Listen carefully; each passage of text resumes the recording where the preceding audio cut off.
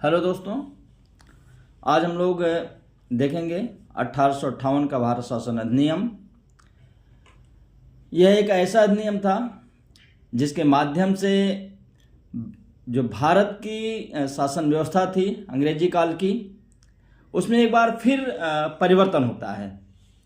परिवर्तन क्या हो रहा है कि जो अभी तक शासन व्यवस्था ईस्ट इंडिया कंपनी के द्वारा चलाई जा रही थी, अब वो सीधे सीधे हैंड ओवर हो जाती है क्राउन। जो ब्रिटेन का पूरा पार्लियामेंट है, वहाँ की मंत्रिपरिषद है, वहाँ का राजा या रानी है, उनके माध्यम से यहाँ शासन चलाने की व्यवस्था की जाती है। और वायसराय जो एक पद आता है वो उनके प्रतिनिधि के रूप में कार्य करना शुरू करता है। तो अब 1858 के शासन अधिनियम की आवश्यकता क्यों पड़ी, इस पर हम लोग ध्यान देते हैं कि आवश्यकता इसकी क्यों पड़ी। जो 1853 या 1833 का चार्टर था, क्या उससे भारत के लोगों को संतुष्ट नहीं किया जा सका? क्योंकि भारत में देशी रियासतें थी, बहुत से राजा थे, और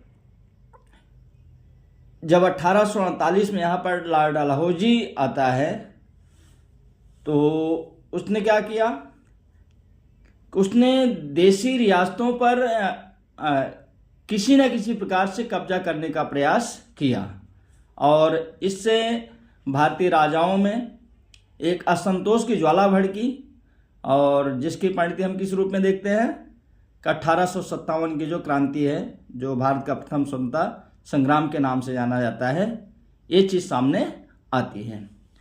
तो एक ढंग से कहें कि जो कंपनी थी वो उसका सारा फोकस अपने साम्राज्य विस्तार पर था कि अपने जो विस्तार है ज़्यादा से ज़्यादा कर लेंगे तो हमें आर्थिक लाभ ज़्यादा होगा, और ये व्यवस्था चलती रही।